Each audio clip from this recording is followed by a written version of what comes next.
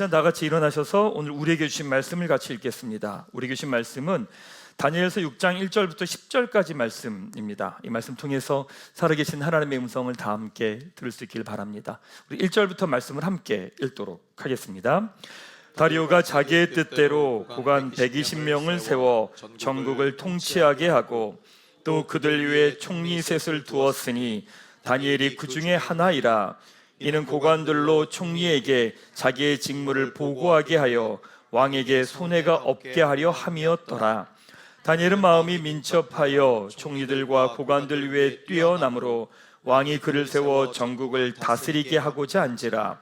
이에 총리들과 고관들이 국사에 대하여 다니엘을 고발할 근거를 찾고자 하였으나 아무 근거, 아무 허물도 찾지 못하였으니 이는 그가 충성되어 아무 그릇됨도 없고 아무 허물도 없음이었더라. 그들이 이르되 이 다니엘은 그 하나님의 율법에서 근거를 찾지 못하면 그를 고발할 수 없으리라 하고, 이에 총리들과 고관들이 모여 왕에게 나아가서 그에게 말하되 다리오 왕이여 만수무강하옵소서. 나라의 모든 총리와 지사와 총독과 법관과 관원이 의논하고 왕에게 한 법률을 세우며 한 금령을 정하실 것을 구하나이다. 왕이여 그것은 곧 이제부터 30일 동안에 누구든지 왕 외에 어떤 신에게나 사람에게 무엇을 구하면 사자굴에 던져 넣기로 한 것이니이다. 그런즉 왕이여 왕하건대 금령을 세우시고 그 조서에 왕의 도장을 찍어 메대와 바사에 고치지 아니하는 규례를 따라 그것을 다시 고치지 못하게 하옵소서 하며, 이에 다리오 왕이 조서에 왕의 도장을 찍어 금령을 내리니라. 다니엘이 이 조서에 왕의 도장이 찍힌 것을 알고도 자기 집에 돌아가서는 윗방에 올라가 예루살렘으로 향한 창문을 열고 전에 하던 대로 하루 3번씩 무릎을 꿇고 기도하며 그의 하나님께 감사하였더라. 아멘. 네, 그 자리에 앉으시기 바랍니다. 가슴에 손을 대고 제가 하는 고백을 따라하겠습니다. 나는 모든 신령한 복을 가졌습니다. 나는 거룩하고 흠이 없는 존재입니다. 나는 만물을 다스리는 권세를 가졌습니다. 그것을 누리며 살아갈 것입니다. 아멘. 네, 감사합니다. 올해는 믿음의 돌파라고 하는 주제를 가지고 꿈꾸는 교회가 진행이 됩니다. 각 사람에게는요, 자신만이 가둬놓은 하나님의 모습이 있습니다. 자기의 경험과 자신의 생각, 지나온 삶을 통해서 한계를 정해 놓습니다. 그리고 그 하나님도 그 한계 안으로 넣어 놓죠.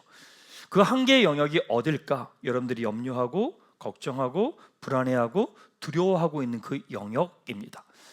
그러다 보니까 우리 믿음의 삶이 너무나 초라하고 때로는 보잘것없고 너무나 연약할 때가 많다는 거죠.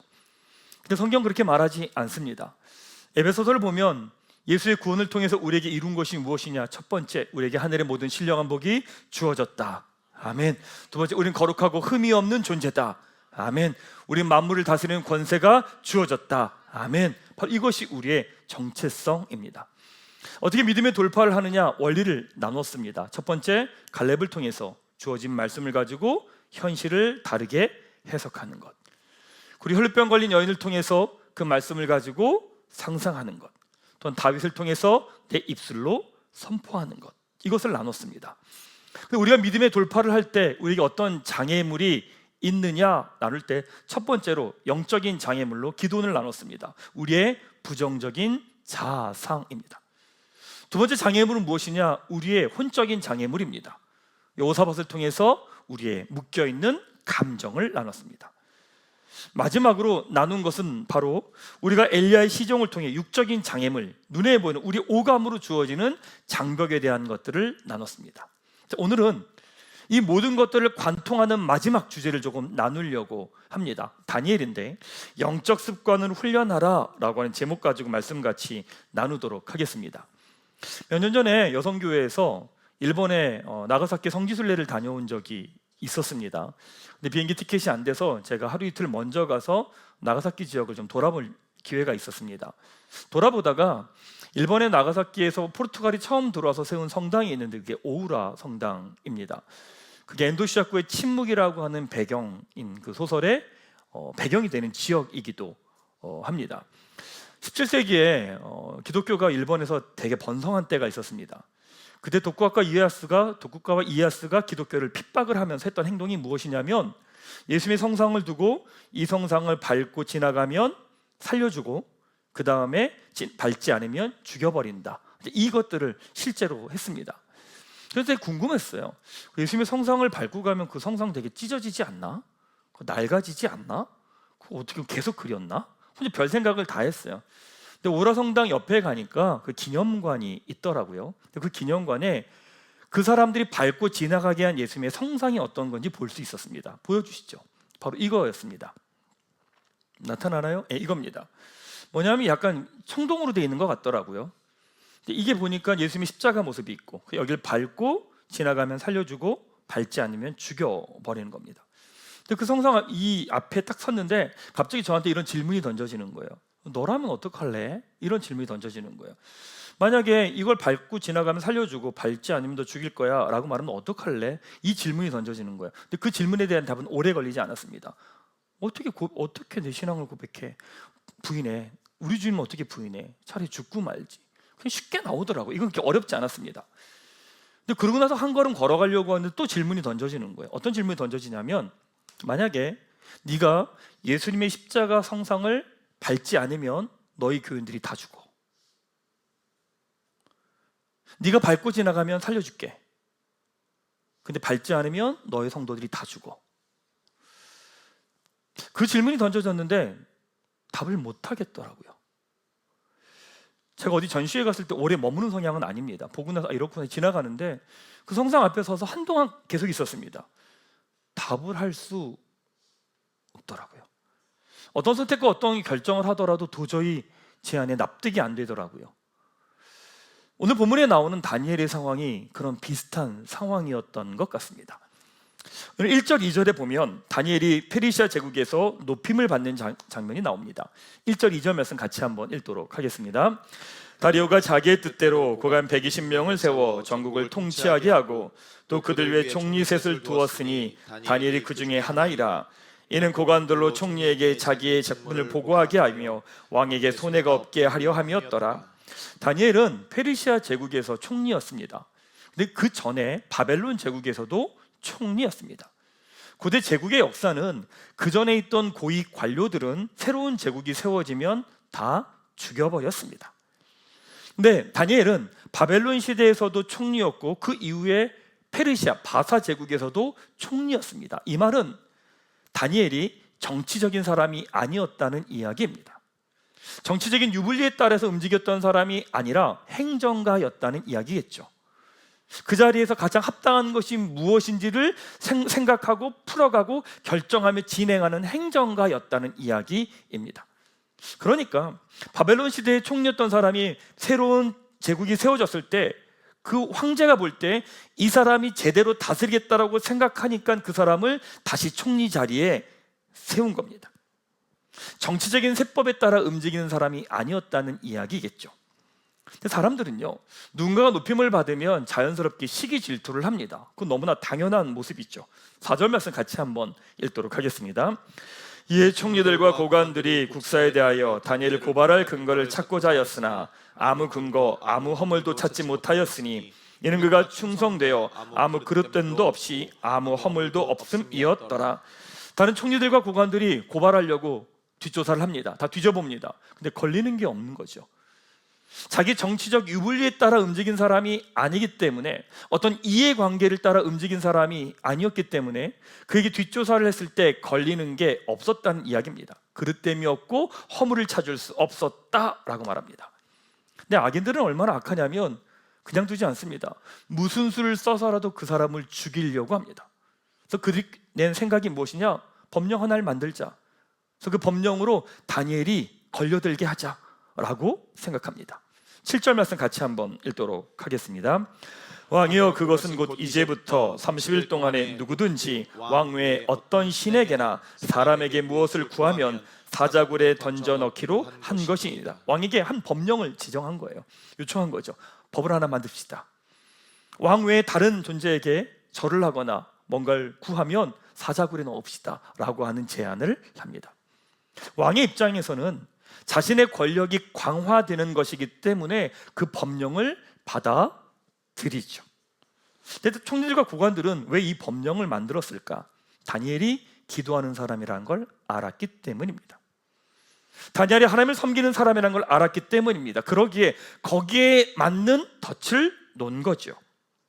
다니엘은 자신의 종교적 신념을 버리면 살 수 있습니다. 종교적 신념을 지키면 죽습니다. 근데 이건 다니엘의 문제가 아니라 유다 전체의 문제이기도 합니다. 다니엘이 죽으면 유다 민족 전체가 함께 몰살당할 상황입니다. 다니엘은 여기서 어떤 선택을 내릴까? 어떻게 이 상황에 믿음의 돌파를 할 수 있을까? 여러분은 한 가지 메시지만 나누도록 하겠습니다. 오늘 주신 메시지는 이겁니다. 다른 습관보다 영적 습관을 먼저 훈련하십시오. 다른 총리들과 고관들이 이러한 계획을 왕이 허락하여 법령이 선포됩니다. 9절 말씀 같이 한번 읽도록 하겠습니다. 이에 다리오 왕이 왕의 조서에 도장을 찍어 금령을 내리니라. 자신을 죽이고 몰락시키려고 하는 모든 계획이 진행됩니다. 그러면 이 계획을 알면 거기에 맞게 조치를 취해야 되는 거 아닙니까? 죽이려고 하면 이런 계획을 짜면 그 계획을 피해서 자기 살 길을 계획을 잘 찾아가야 되는 거 아닙니까? 근데 이 모든 것을 알고도 다니엘은 우리의 예상과 다른 걸음을 걸어갑니다. 10절 말씀 같이 한번 읽도록 하겠습니다. 시작. 다니엘이 이 조서에 왕의 도장이 찍힌 것을 알고도 자기 집에 돌아가서는 윗방에 올라가 예루살렘을 향해 창문을 열고 전에 하던 대로 하루 3번씩 무릎을 꿇고 기도하며 그의 하나님께 감사하였더라. 왕의 도장이 찍힌 것을 알고도 다니엘은 집으로 돌아가 창문을 열고 무릎 꿇고 기도하며 감사의 기도를 드립니다. 그 다음에 어떤 결과가 있을까요? 그게 다니엘이 믿음의 선택을 했으니까 하나님께 놀라운 기적을 보여주시나요? 아니요, 뻔히 예상되는 결과입니다.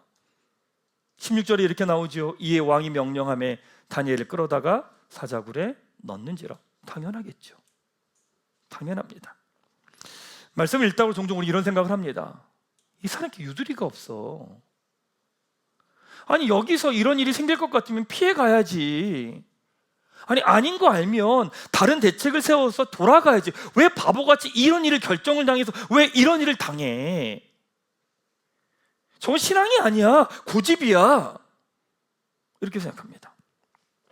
주변에 이런 다니엘처럼 고집스럽고 우리에게 불편함을 주는 사람들이 있기 때문에 그렇습니다. 제가 아는 어떤 집사님은요, 여행을 가더라도요 반드시 토요일 밤에 돌아오십니다. 이유는 하나입니다. 주일 예배 드리겠다는 겁니다. 그러니까 어디 멀리를 못 가는 거예요. 그러니까 멀리를 가더라도 어떤 일이 생기냐면 가자마자 하는 게 뭐냐면 딱 그 시간에, 예배 시간에 드려야 될 예배 교회의 당을 먼저 찾아요. 그러니까 가족들이나 주변 사람들은 놀러 가야 되는데 딱 이 주일이 딱 되면 그 시간에 아무것도 안 하고 이분은요 예배 드려야겠다는 거예요. 그러니까 주변 사람들이 불편한 거예요. 그러니까 가족들도 마찬가지죠. 어디 여행을 가려고 해도 못 가는 거죠. 왜냐면 토요일 밤에는 반드시 돌아오시는 거예요. 세상에 이렇게 융통성 없는 사람이 어디 있어요? 갈 수도 있지. 아니, 여행 갈 수도 있지. 거기 그럴 수도 있지. 뭐 못 들을 수 있지. 뭐가 이렇게 융통성이 없어, 이 사람은. 근데 그분은요 그 기준을 그렇게 칼같이 지키세요. 제가 아는 분은요 지금까지 헌금을 드릴 때 어떻게 드리는 줄 아세요? 헌금을 드릴 때 새 돈을 드리세요. 그리고 이체 안 하세요. 헌금은 내 삶을 드리는 거기 때문에 그렇게 간단하게 하는 게 아니라 내 구체적인 행동을 통해 드리는 거야 라고 얘기하면서 여전히 새 돈을 내서 그거를 헌금을 내세요. 아니 이체하면 어때? 아니, 안 내는 사람도 많은데 아니 그렇게 내는 게 어디야? 아니 뭘 그렇게 고집을 피워요? 그러고 그걸 가지고. 근데 그분요 그 기준을 분명하게 지킵니다. 좀 답답하죠. 유연성이 없어요. 아주 유두리께 좀 풀어가면 되지 뭘 그렇게 복잡하게 그렇게 해서 주변 사람들이 힘들고 불편하게 만드는지. 근데 그런 이야기를 할 땐 먼저 우리가 좀 돌아봐야 될 게 있습니다. 무엇이냐면 내 삶에는 어떤 상황에서도 포기하지 않고 지키는 기준이 있냐는 거예요. 어떤 상황이 주어지고 어떤 환경이고 내 마음이 어떨지라도 내가 반드시 지키는 기준이 있냐는 거예요. 그런 기준이 없는 분들은 그분에게 유연성이 없고 고집스럽다고 말씀하시면 안 됩니다. 왜냐하면 기준은 없고 유연성만 있다는 것은 쉽게 말하면 내 마음대로 살고 있다는 이야기입니다. 내 마음대로 살고 있기 때문에 기준을 갖고 살아가는 것이 무엇인지를 모르는 거예요. 사랑하는 여러분, 여러분들이 그런 기준 있으십니까? 세상의 모든 게 박살나더라도 내가 반드시 지키는 기준이 있으십니까? 만약에 없다면 우린 다니엘이 아니라 어쩌면 다니엘을 죽이려고 하는 다른 총리나 다른 고관과 같을 수도 있다는 겁니다. 근데 다니엘이 하는 행동은 그렇게 엄청나거나 대단한 행동은 아닙니다. 윗방을 올라갑니다. 예루살렘 향해 창문을 엽니다. 무릎 꿇고 하루에 3번씩 기도하는 겁니다. 이건 바벨론 포로 시절에 생긴 이스라엘 백성들의 영적 습관입니다. 성전에서 제사를 드릴 수 없기 때문에 예루살렘을 바라보면서 드리는 그들의 기도고 그들의 영적인 습관이며 공개적인 신앙 고백이었던 거죠. 그러니까 다니엘은 지금까지 한결같이 그 영적 습관을 지키며 이 자리까지 온 겁니다. 근데 그것 때문에 어려움에 빠지게 됐고 그것 때문에 사자굴에 들어가 죽임을 당하게 된 거죠. 이제 어떻게 할까? 이제는 어떻게 해야 될까? 다니엘은 어떻게 하느냐? 10절에 보면 이렇게 기록합니다. 전에 하던 대로. 예전 상황이 괜찮습니다. 예전 상황에서 내가 그렇게 기도한다고 문제가 될 일이 없습니다. 근데 이제 그렇게 기도하면 난 죽임을 당합니다. 사자굴에 던져집니다. 다니엘은 전에 하던 대로. 이게 습관입니다. 결정적인 순간에 나타나는 그 사람의 모습은 일상의 모습입니다. 우린 기회가 주어지면 우린 잘할 수 있어. 아니요, 그런 일은 없습니다. 결정적인 순간에 나의 일상의 모습이 나옵니다. 결정적인 순간에 난 믿음의 선택을 할 수 있어. 아니요, 지금 이 순간 하루하루를 믿음의 걸음을 살아가지 않은 사람은 결정적인 순간에 믿음의 선택을 할 수 없습니다. 다니엘은 죽음의 앞에서, 위협 앞에서 아무렇지도 않게 전에 하던 대로 기도의 자리로 나아갑니다. 그 말은 다니엘이 일상의 모든 순간이 하나님께 기도하는 사람이었다라고 하는 것을 이야기하는 거죠. 교회에서 영적 습관을 강조합니다. 여러분들에게 아침 예배 드리십시오. 저희 신앙생활 8가지 가이드 여러분에게 강조하잖아요.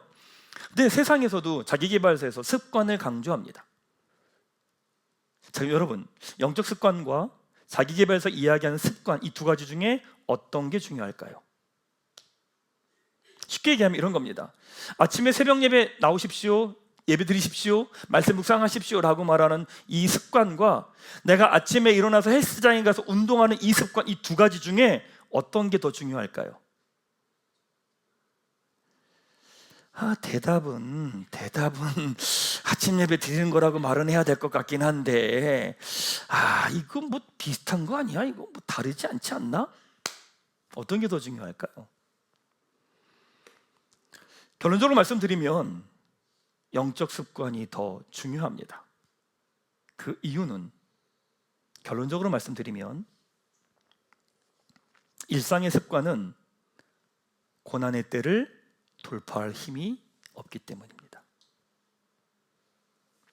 예전에 스웨덴 스님이 쓰신 책이 하나 있습니다. 내가 틀릴 수도 있습니다. 그게 이제 불교 책인데 그 책을 읽다가 제가 깨달음이 있었습니다. 그러네. 그러면서 제가 밑줄을 쳐놓은 내용이 있는데 그 내용이 이런 내용입니다. 정말 이상하지 않아? 16년 동안 온갖 교육을 받았는데 삶이 힘들 때 뭘 어떻게 해야 하는지에 대해서 배운 게 하나도 없다니. 저는 이 문장이 제 가슴 가운데 박혔습니다. 그렇게 열심히 최선을 다해 노력해서 살았습니다. 근데 정작 어려운 순간에 뭘 해야 될지를 배운 적이 없는 거예요. 고난의 때가 되면 허둥지둥 됩니다. 그렇게 많은 훈련을 받고 교육을 받았음에도 불구하고 고난의 때가 되면 나의 모든 순간이 다 무너져 버립니다. 교회에서 진행되는 영적 습관은 누가 주인이냐의 문제입니다. 예배, 기도, 성경 읽기, 헌금, 봉사, 공동체, 성교, 양육, 이 모든 것들은 내 삶의 주인이 누구냐, 주권이 하나님께 있습니다 라고 하는 것들을 훈련하는 거죠. 내 감정이 어떠하든, 상황이 어떠하든, 내 마음이 어떠하든 하나님께 나아가는 거죠. 나의 모든 것이 주님께 있습니다 라고 하는 고백을 훈련하는 거예요. 일상의 습관은 나 중심적인 효율을 위한 습관입니다. 건강을 위해서, 자기 개발을 위해서, 성장을 위해서, 나의 목표와 목적을 달성하기 위해서. 그래서 보면 일상적으로는요, 나의 일상의 습관이 더 유용해 보입니다. 습관은 결과물을 만들거든요. 습관이 많은 사람들은요, 결과물이 많이 만들어낼 수 있어요. 힘이 들어가지 않기 때문에 그런 겁니다. 근데 다니엘처럼 사자굴에 들어갈 수밖에 없는 상황이 될 때 그 습관들은요, 나를 구해주지 못한다는 거예요. 여러분, 어학 공부 열심히 한다고 결정적인 순간에 그것이 나를 돌파하게 해주던가요? 헬스장에서 열심히 운동합니다. 근데 운동한 그것이 결정적인 그 순간에 나에게 몰려오는 두려움을 이길 수 있던가요? 아니요. 돌아보면 결정적인 순간에 우리는 나의 일상의 습관들을 다 버려버립니다. 왜 우리가 어느 순간에 믿음의 돌파가 되지 않냐면, 아무리 많은 습관이, 일상의 습관이 있을지라도 영적 습관이 무너져 버리니까 다른 습관들 다 놔버려요. 매일 열심히 공부합니다. 고난이 옵니다. 내가 흔들려 버려요. 그 습관 다 놔버려요. 자기계발서 이야기하는 습관은 우리의 효율을 위해서 필요합니다. 그러나 그것이 우리 인생의 고난을 돌파할 힘은 없습니다. 그래서 역설적으로 영적 습관이 있는 사람들이 일상의 습관을 만들어갈 수 있습니다. 왜냐하면 고난 가운데서도 흔들리지 않고 자기의 걸음을 걸어가기 때문에 그렇습니다. 제가 습관에 관한 웬만한 책들은 거의 다 읽거든요. 습관에 대한 책을 쓴 분들은 대부분 기독교인들이 많습니다. 근데 그분들이 쓴 내용 중에 공통적으로 하나씩 나오는 게 있습니다. 그게 뭐냐? 새벽 기도입니다. 우리나라에 쉽게 아무렇지도 않게 이야기하는 미라클 모닝이잖아요. 미라클 모닝의 열풍을 만들었던 사람이 누구냐면 김유진 변호사라는 분입니다. 그분이 이런 책을 썼죠. 나의 하루는 4시 30분에 시작됩니다. 근데 거기서 그런 이야기 합니다.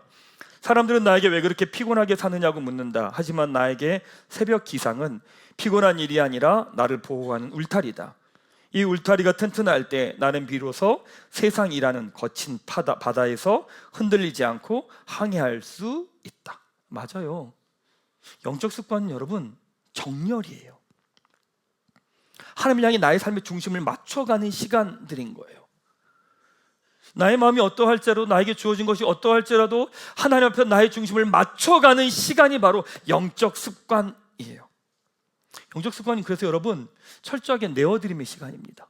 철저하게. 이게 쉽지 않더라고요. 제가 저희 교회 가족들 훈련할 때 8가지 이야기 하잖아요. 예배, 기도, 성경 읽기, 헌금, 봉사, 공동체, 성교, 양육. 이 8가지 영역을 이야기합니다.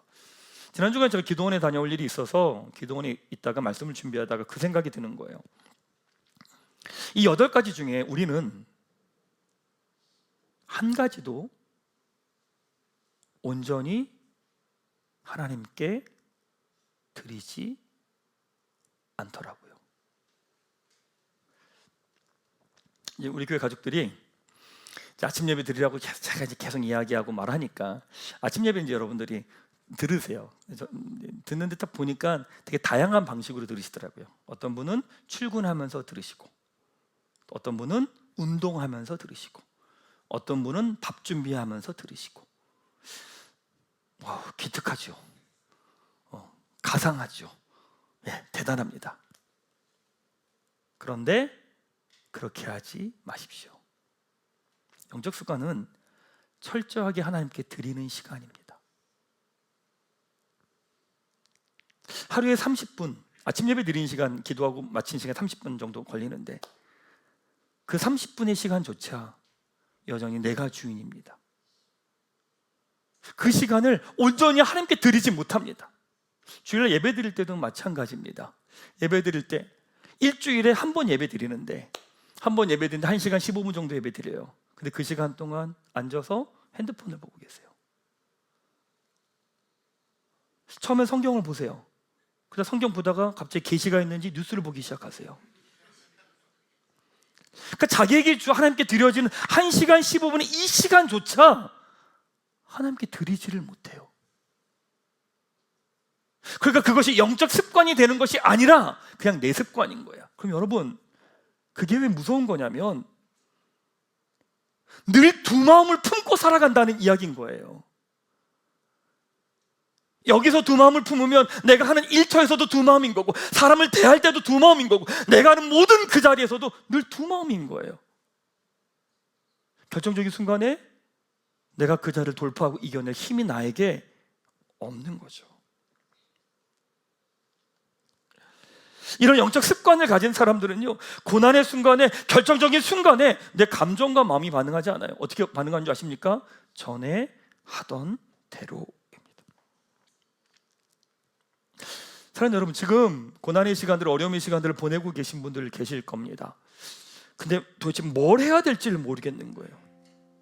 죄송합니다 여러분, 그냥 여러분 마음대로 살았기 때문에 그런 겁니다. 내 마음대로 살면 고난의 순간에 내가 뭘 해야 될지를 모릅니다. 지난 주간에 2박 3일가량 어떤 분과 함께 같이 기도원을 다녀왔습니다. 이제 그분은 기도하고 전 다른 것들 준비하는데, 올 한해 제 목표가 계획 세우기 것이 책을 쓰는 게 목표여가지고 한 주간 책을 다 정리를 했어요. 정리를 했는데, 정리하고 출판사하고 막 연락하면서 왔다 갔다 그 얘기를 하고 있는데, 갑자기 어느 순간에 갑자기 제 마음이 확 낙심이 돼버리는 거예요. 막 쓰다가 제 안에서 논리가 엉켜버린 거죠. 근데 갑자기 절망이 확 와버리는 거예요. 마음이 쭉 가라앉는 거예요. 그 감당하기 힘들더라고요. 내 같이 갔던 분하고 무슨 얘기했냐면, 그 기도원에서 진행되는 아침 기도, 점심 기도, 저녁 기도가 있는데 그 기도 시간에 맞춥시다 이렇게 이야기를 했어요. 너무 막 낙심이 되는 거예요. 갑자기 제 안에 어떤 생각이 드냐면, 기도하러 가지 말까? 이런 생각이 훅 드는 거예요. 그러다가 다 가자. 그리고 툴레 저녁 기도하는 자리에 갔어요. 예배가 다 15분 20분 정도 예배가 다 끝나는데, 갑자기 제 안에서 기대하는 마음이 올라오는 거예요. 저는 환자인 줄 알았어요. 제가 갑자기 막 올라갔다가 갑자기 내려갔다 요동을 치는 거예요. 제 감정이. 제가 시간 지난 다음에 그 생각을 했어요. 그러네, 내 감정 따라갔다가는 이거 감당 못했겠다. 그냥 기준이 있었고 그 기준에 나를 그 자리에 두고 그 자리에서 하나님의 말씀을 듣는 자리로 가는 것. 영적 습관은 여러분, 영적 습관 자체가 여러분을 살리지 않아요. 영적 습관이 여러분을 살리는 이유는 다른 데 있지 않아요. 여러분들을요, 기도하는 자리, 예배하는 자리, 하나님의 말씀이 들리는 자리로 여러분들 그 자리에 오게 하기 때문에 그런 거예요. 말씀이 들리면 살아나거든요. 회복되거든요. 사랑하는 여러분, 저희 교회에서는 8가지 여러분들에게 훈련을 시킵니다. 저희 교회 가족들에게 제가 믿음의 걸음들 걸어가면서 한 가지만 부탁드리겠습니다. 이 8가지 중에 한 가지만이라도 온전히 하나님께 드려보십시오. 예배를 드린다, 주일 예배 드린다, 주일 예배 드릴 때 모든 연락을 끊고 내 전심을 다해서 하나님을 예배하며 나의 모든 것들 통해 하나님을 예배하겠다라고 마음을 정하고 예배 자리로 오십시오.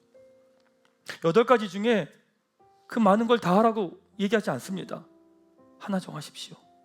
그리고 거기에 모든 것을 다해 하나님께 내어 드리십시오. 영적 습관이 중요한 이유는 다른 게 아닙니다. 고난의 순간에 여러분들이 돌파할 힘이 바로 거기에서 나오기 때문입니다. 말씀 좀 정리할게요. 얼마 전에 어떤 집사님하고 같이 이야기 나누는데 그 집사님이 저한테 이런 얘기 하는 거예요. 목사님, 다른 습관들은 훈련하는 게 그렇게 어렵지 않아요. 뭐 예를 들어서 운동하는 거, 독서하는 거, 이런 건 어렵지 않아요. 근데 왜 영적 습관이 이렇게 힘들죠?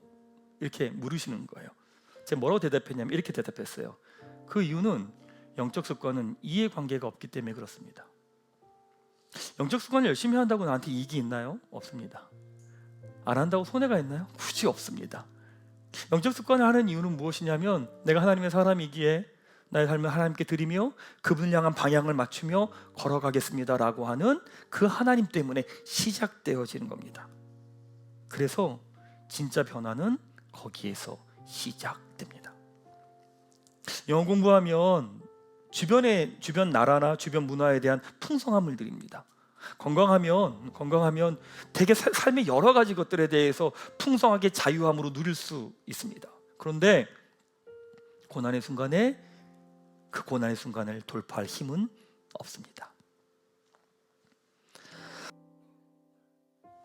사랑하는 여러분, 올 한 해 우리 믿음의 돌파를 향해 이렇게 나아가죠. 여러분 나름대로 계획들이 있고 목표들이 있고 방향을 향해 나아갑니다.